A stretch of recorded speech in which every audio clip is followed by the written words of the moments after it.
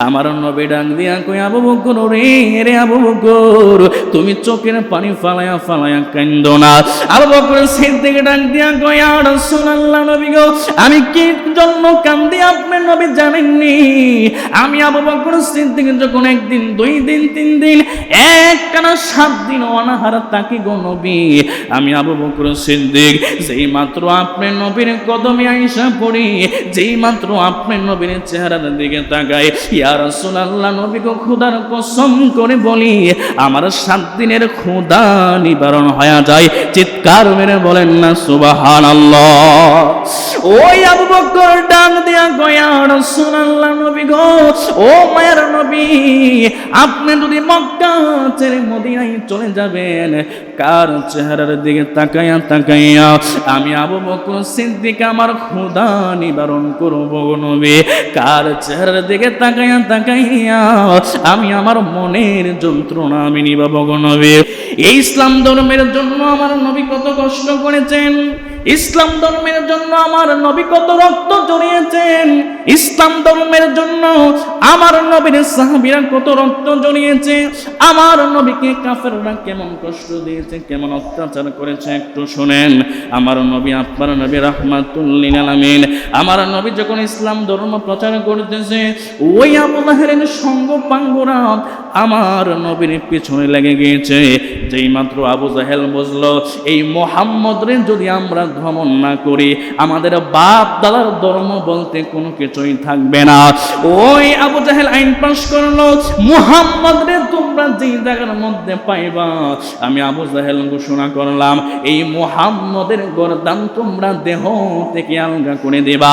আমার পীরপুরের বাবারা, আমার যুবক ভাইরা, আপনারা জবান খুলে বলেন আমার নবীর সঙ্গে আমার আল্লাহ আছে না নাই?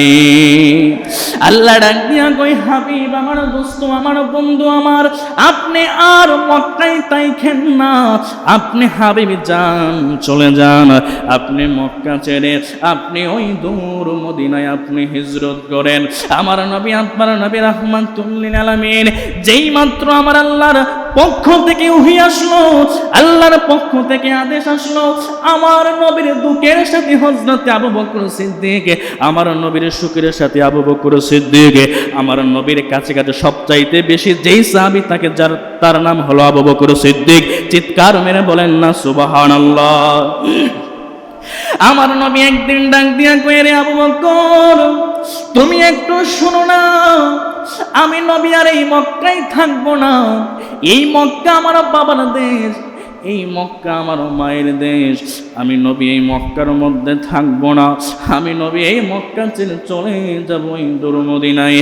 যেই মাত্র আমার নবী এই কথা বলল আবু বকর সিদ্দিক দুইটা চোখের পানি ফালায়া ফালায়া কান্দে আর ডাক দিয়া কয় ইয়া রাসূলুল্লাহ নবী গো ও মায়ার নবী আপনি মক্কা ছেড়ে কেন মদিনায় চলে যাবেন?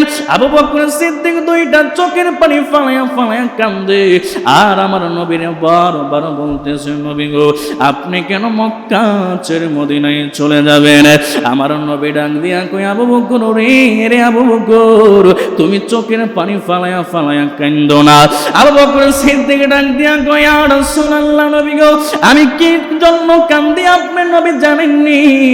আমি আবু বকর সিদ্দিক যখন একদিন দুই দিন তিন দিন একটানা 7 দিন অনাহার থাকি গো নবী, আমি আবু বকর সিদ্দিক যেই মাত্র আপনার নবীর কদমে আইসা পড়ি, যেই মাত্র আপনার নবীর চেহারার দিকে তাকাই, ইয়া রাসূলুল্লাহ নবী গো খোদার কসম করে বলি আমার 7 দিনের ক্ষুধা নিবারণ হয়ে যায়। চিৎকার মেরে বলেন না সুবহানাল্লাহ।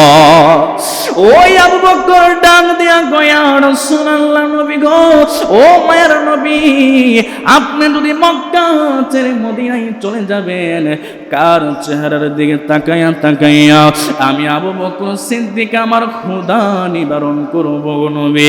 কার চেহারার দিকে তাকাইয়া তাকাইয়া আমি আমার মনের যন্ত্রণা আমি নিবাব নবী? আমার নবী ডাক দিয়া কই আবু বকর রে আবু বকর তুমি চোখের পানি ফালায়া কান্দো না। আমার পীরপুরের বাবারা, আমার যুবক ভাইরা, আপনারা একটু জবান খুলে বলেন আশিকের চোখের পানি আল্লাহর দরবারে কম নাকি বেশি? আমার নবী ডাক দিয়া কই আবু বকর রে তুমি চোখের পানি ফালায়া কাঁদো না, আমি নবীর প্রেমে পড়ে তুমি চোখের পানি ফেলে ফেলে কেঁদেছো রে আবু বকর। যাও যাও, আমি নবী ঘোষণা দিয়া দিলাম, আমি নবী যেদিন মক্কা ছেড়ে মদিনায় চলে যাব, আমি নবীর সঙ্গে কেউ যাবে না, কেউ যাবে না, শুধু তুমি আবু বকর সিদ্দিককে নিয়ে আমি নবী হিজরত করব। চিৎকার মেরে বলেন না সুবহানাল্লাহ। এবার আমার নবী ডাক দিয়া কই আবু বকর আমি নবী কিন্তু দিনের বেলা যাব না, আমি নবী রাতের বেলা যাব। এবার কোন রাতে যাবে আমার নবী কথা বলে নাই। আবু বকর সিদ্দিক বাড়িতে চলে গেল। একদিন চলে যায় নবী আসার নামে কোনো খবর নাই, 2 দিন চলে যায় নবী আসার নামে কোনো খবর নাই, 1 সপ্তাহ 2 সপ্তাহ 3 সপ্তাহ চলে যায় নবী আসার নামে কোনো খবর নাই। অনেক কিতাবে প্রমাণ পাওয়া যায় হযরত আবু বকর সিদ্দিকের কাছে আমার নবী আপনার নবী রাহমাতুল লিল আলামিন 6 মাস পরে আবু বকর সিদ্দিকের দরজায় গিয়ে রাতের বেলা টোকা দিল। আমার নবী ডাক দিয়া কই রে আবু বকর, আর যেই মাত্র একটা টোকা মারলো আবু বকর সিদ্দিক দরজাটা খুইলা ডাক দিয়া কই রাব্বাইক ইয়া রাসূলুল্লাহ, রাব্বাইক ইয়া রাসূলুল্লাহ, আপনার গোলাম আপনি হাবিবের কদমে হাজির। চিৎকার মেরে বলেন না সুবহানাল্লাহ। আমার নবী ডাক দিয়া কই আবু বকর এত গভীর রাত্রে তোমারে আমি ডাক দিলাম, একটা ডাক দেওয়া মাত্রই তুমি টাস করে দরজাটা খুইলা ফেললা। এরে আবু বকর সিদ্দিক আমি নবী জানতে চাই তুমি আমার একটু বলো না, তুমি আবু বকর সিদ্দিক কি আজকে রাত্রে ঘুমাও নাই? আবু বকর সিদ্দিক 2টা চোখের পানি ফালায়া ফালায়া কান্দে আর আমার নবীর ডাক দিয়া কই ইয়া রাসূলুল্লাহ, নবী গো খোদার কসম কইরা বলি গো নবী নবী নবী গো, আপনি যে আমারে বলছিলেন আবু বকর আমি তোমারে নিয়ে হিজরত করব, ওই দিনের পর তাইকা এই পর্যন্ত আমি আবু বকর সিদ্দিক আমার পিঠ আমি 1 রাতের মধ্যে আমার বিছানায় লাগাই নাই। চিৎকার মেরে বলেন না সুবহানাল্লাহ। নবী আমার ডাক দিয়া কই রে আবু বকর আর দেরি করা যাবে না, এরে আবু বকর আমি যাওয়ার আগে জানতে চাই তুমি আমারে একটু বলো না আমার আলী কোথায়? এই ঘটনা আপনারা জানেন, যদি আমি আলীর ঘটনার দিকে যাই আলোচনা শেষ করা যাবে না, এমনি তো শেষ করা যাবে না। এবার মওলা আলীকে সন্ধান করলো, মওলা আলী আসলো, আমার নবী ডাক দিয়া কই আলী তুমি আমার বিছানায় থাকবা, আমি আবু বকর সিদ্দিককে নিয়ে হিজরতে যাচ্ছি, তবে তুমি মনের মধ্যে কোনো কষ্ট নিবা না, তোমার সঙ্গে আমার দেখা হবে দূর মদিনায়। চিৎকার মেরে বলেন না সুবহানাল্লাহ।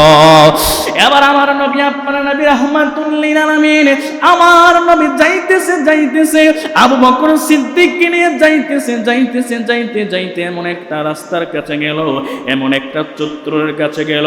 ওই জায়গায় যাওয়ার পরে এতক্ষণ আমার নবীর পিছনে আবু বকর সিদ্দিক ছিল, হঠাৎ করে আমার নবীর সামনে আবু বকর সিদ্দিক গিয়ে হাজির হয়ে গেল। চিৎকার মেরে বলেন না সুবহানাল্লাহ। নবী যখন তার হুজরা থেকে বের হলো, বের হওয়ার সময় সারাক্ষণ সময় হযরতে আবু বকর সিদ্দিক আমার নবীর পিছনে পিছনে হাঁটতেছে। আচ্ছা আপনারা বলেন নবীর সামনে কি যাওয়া যাবে? নবীর সামনে যাওয়া যাবে না, নবীর কণ্ঠে চেয়ে কণ্ঠ উঁচা করা যাবে না। হযরত আবু বকর সিদ্দিক আমার নবীর সঙ্গে যাচ্ছে, আমার নবীর সামনে আবু বকর সিদ্দিক পিছনে যাইতে এমন একটা রাস্তার কাছে গেল, এমন একটা চত্বরে গেল, ওই জায়গায় যাওয়ার পরে হযরতে আবু বকর সিদ্দিক আমার নবীকে কিছু বলে নাই, টুস করে আমার নবীর সামনে চলে গেল। বলেন না সুবহানাল্লাহ। নবী বলতেছেন আবু বকর তুমি কি জানো না নবীর সামনে যাওয়া যায় না? তুমি কি জানো না নবীর অগ্রে যাওয়া যায় না? তুমি কি জানো না নবীর কণ্ঠের চেয়ে কণ্ঠ উঁচা করা যায় না? এরে আবু বকর এতক্ষণ তুমি আমার পিছনে ছিলে, আমি নবী তোমার সামনে ছিলাম, তুমি কেন আমি নবীর সামনে চলে গেলে? তখন হযরতে আবু বকর সিদ্দিক ডাক দিয়া কই ইয়া রাসূলুল্লাহ, এই মুহূর্তে যদি আমি আপনার সামনে যাওয়ার কারণে আমি আবু বকর সিদ্দিক জাহান্নামের আগুনে জ্বলে যাই, আমার মনের মধ্যে কোনো কষ্ট নাই, কোনো দুঃখ নাই, এরপরও আপনি নবীর সামনে থাকবো। নবী বড় আশ্চর্য হয়ে গেল। আপনারা জবান খুলে বলেন আমার নবী দিলের খবর জানি কি জানে না? আমার নবী অন্তরের খবর জানে কি জানে না? আমার নবী সব কিছু জানে। এরপরেও আমার নবী আবু বকর সিদ্দিককে প্রশ্ন করলেন, রে আবু বকর, কেন আমি নবীর সামনে গেলা? হযরত আবু বকর দুইটা চোখের পানি ফেলে ফেলে কাঁদে আর ডাক দিয়া কই, ইয়া রাসূলুল্লাহ, আমি কেন আপনার সামনে গেছি জানেননি? ইয়া রাসূলুল্লাহ, আপনি একটু তাকায় দেখেন, ওই যে সামনের যে কয়েকটা বাড়ি দেখা যায়, এই বাড়িগুলো হলো কাফেরদের বাড়ি। ইয়া রাসূলুল্লাহ, তারা যদি আপনাকে দেখে ফেলে আপনি নবীর দিকে তীর মারতে পারে, আপনি নবীর দিকে পাথর মারতে পারে। ইয়া রাসূলুল্লাহ, আমি এই জন্য আপনি নবীর সামনে গিয়েছি, তারা যদি হাজারো তীর মারে, তারা যদি হাজারো পাথর মারে, ইয়া রাসূলুল্লাহ, সবগুলো আঘাত আমি আবু বকর সিদ্দিক আমার কলিজায় নিব, আমার বুকে নিব, কিন্তু আমার জান, আমার প্রাণ রাহমাতুল লিল আলামিন নবীর বদনে একটা আঘাত লাগবে, আমি আবু বকর সিদ্দিক সহ্য করতে পারবো না। চিৎকার মেরে বলেন না সুবহানাল্লাহ। সেই ইসলাম ধর্ম প্রতিষ্ঠা করতে গিয়ে আমার নবী কত কষ্ট করেছেন, এই ঘটনা অনেক লম্বা ঘটনা। আমার নবী তারপরে গুহার ভিতরে গেল, কাফেররা নবীর পিছনে পিছনে আসতেছে, বিশাল বড় ঘটনা। আসলে জুমার মধ্যে আলোচনা করে শেষ করা যাবে না। আমি যেই জিনিসটা আপনাদেরকে বোঝাইতে চেয়েছি, এই ইসলাম ধর্মের জন্য, ইসলাম ধর্ম প্রতিষ্ঠা করার জন্য আমার নবী সাহাবীদেরকে নিয়ে কত কষ্ট করেছেন। আমার নবীর মায়ের দেশ মক্কা, বাবার দেশ মক্কা, মক্কা ছেড়ে নবী মদিনায় হিজরত করেছেন ইসলাম ধর্ম প্রচার করার জন্য। কিন্তু আমরা মুসলমানের ঘরে মুসলমান হওয়ার পরেও আজকে আমরা সেই ইসলাম ধর্মের রীতিমালা সব কিছু বলে আমরা মন্দিরের মধ্যে দৌড়াচ্ছি। কথা কোন ঠিক না বে ঠিক? এই জন্য আমার যুবক ভাইরা, আপনারা খেয়াল রাখবেন।